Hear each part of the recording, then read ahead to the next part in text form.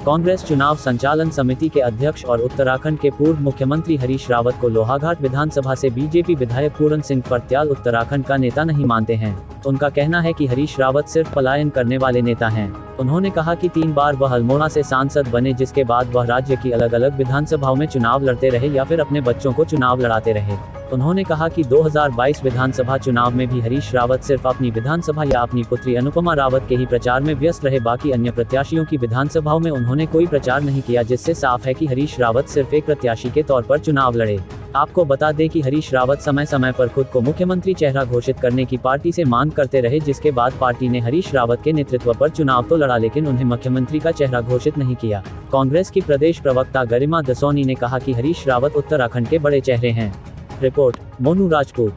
हरीश रावत जी को इसलिए भी ज़्यादा महत्व इसलिए नहीं दे रहा हूँ, जो व्यक्ति प्रदेश का कहता है कि हमारी सरकार आएगी, मैं मुख्यमंत्री बनूंगा, वो अपनी सीट से बाहर नहीं निकल पाया है।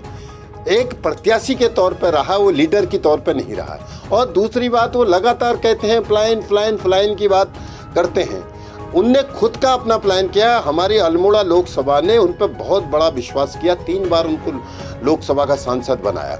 उसके बाद वो पहाड़ से तराई में पलायन हो गया, हरिद्वार लोकसभा लड़ने आए, और उसके बाद दोबारा जब उनको 2017 में मौका मिला विधानसभा का, तो उनने जो है तराई को चूज किया, फिर वहाँ पे चोट खानी पड़ी। आज उनकी हिम्मत नहीं है कि पहाड़ में जाने की, पहाड़ के पलायन की बात करने वाले नेताओं को हम नकारते हैं। पहले अपनी कथनी करनी पे जाए। अगर वास्तव में वो पलायन के डिसफेवर हैं और पलायन पे वास्तव में योजना करना चाहते, तो अपना प्लान पहले रोकें। आखिर कह कौन रहा है कि हरीश रावत को अपना नेता मानिए? हरीश रावत कांग्रेस जनों के नेता हैं, इस उत्तराखंड के नेता हैं।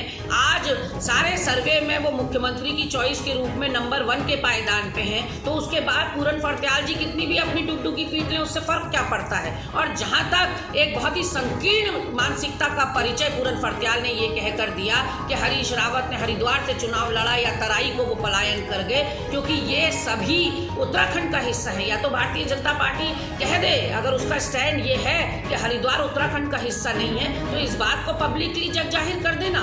और जहां तक बाकी सीटों में प्रचार करने का सवाल है महोदय, तो मैं आपको बताना चाहती हूं कि चुनाव आयोग का डंडा था, कोविड प्रोटोकॉल था, कहीं पर प्रचार प्रसार के लिए नहीं जाया जा सकता था। बावजूद इसके 70 से 70 विधानसभाओं में वर्चुअल रैली करने वाले एकमात्र नेता हरीश रावत जी हैं। उत्तराखंड विद्यालय शिक्षा परिषद बोर्ड ने परीक्षा कार्यक्रम में आंशिक संशोधन किया है। 9 अप्रैल को 10वीं की संस्कृत व 12वीं के अंग्रेजी का पेपर 19 अप्रैल को होगा। शेष परीक्षाएं पूर्ववत रहेगी। बता दें कि उत्तराखंड विद्यालय शिक्षा परिषद की इस बार 10वीं और 12वीं की परीक्षाएं 28 मार्च से लेकर 18 अप्रैल तक चलेंगी, जिसमें आज उत्तराखंड विद्यालय शिक्षा परिषद ने आंशिक संशोधन किया है। इस बार 10वीं और 12वीं में कुल 2,43,229 परीक्षार्थी शामिल होंगे, जिसमें हाई स्कूल की बात करें तो हाई स्कूल में संस्थागत 1,27,414 परीक्षार्थी व व्यक्तिगत 2,371 परीक्षार्थी, कुल 1,29,785 परीक्षार्थी शामिल होंगे। 12वीं में संस्थागत 1,10,204 व्यक्तिगत 2,966 परीक्षार्थी, कुल 1,13,170 परीक्षार्थी शामिल होंगे। वहीं उत्तराखंड विद्यालय शिक्षा परिषद ने 10वीं व 12वीं के पेपरों की तिथियों में आंशिक संशोधन किया है। अब 9 अप्रैल को 10वीं की संस्कृत व 12वीं के अंग्रेजी का पेपर 19 अप्रैल को होगा। शेष परीक्षाएं पूर्ववत रहेगी। जो 9 तारीख की हमारी परीक्षा थी, इसकी तिथि परिवर्तित करके 19 अप्रैल 2022 को होगी।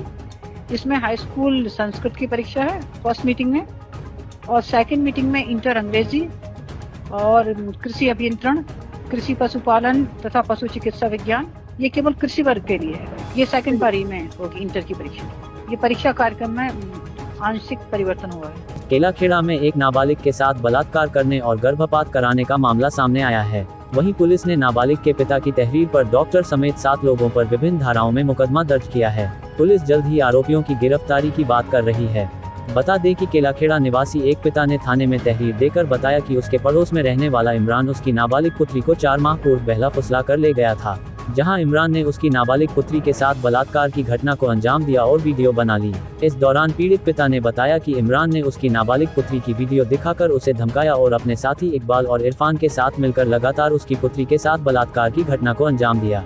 वहीं उसकी नाबालिग पुत्री के गर्भवती होने के बाद इमरान ने अपनी ममेरी बहन नसरीन को नाबालिग की मां बनाकर गर्भपात कराने के लिए गांधीनगर स्थित हेल्थ केयर अस्पताल लेकर पहुंच गया, जहां डॉक्टर शाकिर ने उसकी नाबालिग पुत्री के गर्भपात की घटना को अंजाम दिया। वहीं नाबालिग के पिता ने बताया कि इमरान के पिता असलम द्वारा राजीनामा करने की धमकी दी जा रही है और राजीनामा न करने पर जान से मारने की धमकी दी। वहीं पुलिस ने पीड़ित पिता की तहरीर पर 7 लोगों के खिलाफ विभिन्न धाराओं में मुकदमा दर्ज किया है। इस दौरान सीओ वंदना वर्मा ने बताया कि 7 लोगों के खिलाफ मुकदमा दर्ज किया गया है और जल्द ही आरोपियों की गिरफ्तारी की जाएगी।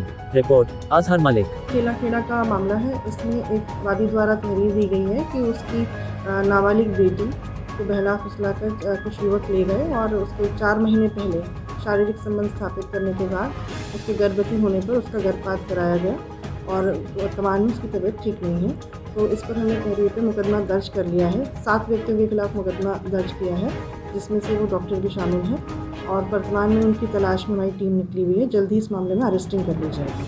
उत्तराखंड के पहाड़ी हिस्सों में प्रकृति के साथ हो रहे छेड़छाड़ के कारण कहीं मकान दरक रहे हैं तो कहीं लैंडस्लाइड। बिन बरसात के ही यहां पहाड़ दरकने लगे हैं। ताज़ा मामला रुद्रप्रयाग जिले के सारी गांव के झालीमठ तोप का है। यहां आज सुबह ग्रामीणों में उस वक्त अफरा तफरी मच गई जब सुबह करीब 8 बजे गाँव के एक बड़े हिस्से में जबरदस्त भूस्खलन होने लगा। भूस्खलन की आवाज सुनकर ग्रामीणों ने शोर मचाया, जिसके बाद ग्रामीणों में खौफ पैदा हो गया है। भूस्खलन होने से 2 गौशाला और 3 शौचालय भी क्षतिग्रस्त हो गए। इस पूरी घटना का वीडियो पास खड़े कुछ युवकों द्वारा बना दिया गया। तेजी के साथ फैल रही इस वीडियो का रुद्रप्रयाग जिला प्रशासन ने संज्ञान लिया और रुद्रप्रयाग के जिलाधिकारी के निर्देशों पर तहसीलदार मंजू रावत और आपदा प्रबंधन अधिकारी नंदन सिंह रजवार मौके के लिए रवाना हुए। सूचना पर DDRF और AIMF की टीम भी घटनास्थल पर पहुंची। तहसीलदार मंजू रावत ने घटनास्थल का जायजा लिया। तहसीलदार के निर्देशों पर तुरंत राहत और बचाव का कार्य शुरू किया गया। राजस्व निरीक्षक दिनेश रावत भी मौके पर पहुंचे। तहसीलदार मंजू रावत ने कहा कि 11 परिवारों के कुल 62 लोगों को शिफ्ट किया जा रहा है। उन्होंने कहा कि प्रभावित लोगों के लिए अन्य स्थानों पर रहने खाने की व्यवस्था की जा रही है।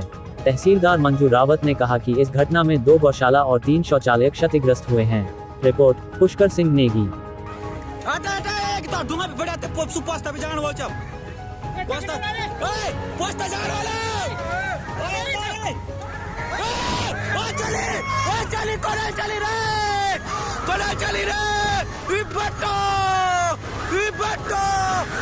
पूरी भाग रहे हो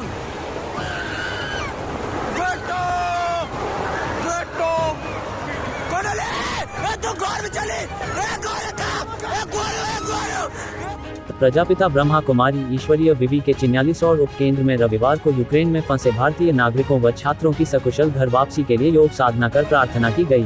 केंद्र प्रभारी BK दक्षिता ने बताया कि बीते गुरुवार यूक्रेन पर रूस ने हमला कर दिया था, जिसके बाद वहां के हालात लगातार बिगड़ते जा रहे हैं। उन्होंने यूक्रेन में फंसे भारत के छात्र और लोगों की सकुशल वतन वापसी के लिए योग साधना कर प्रार्थना करवाई व सभी से प्रतिदिन अधिक से अधिक संख्या में लोगों से घर पर ही प्रार्थना करने की अपील भी की। प्रार्थना में विश्व शांति की भी कामना की गई। इस अवसर पर विनोद डोभाल, शक्ति प्रसाद नौटियाल, मनवीर पनवार, प्रेमलाल उनियाल, डॉक्टर JP सकलानी, मार्कंडेय प्रसाद नौटियाल, सुकर्मा, विजया, विशिला, पार्वती, सविता सहित बड़ी संख्या में स्थानीय लोग उपस्थित रहे। रिपोर्ट मनमोहन भट्ट।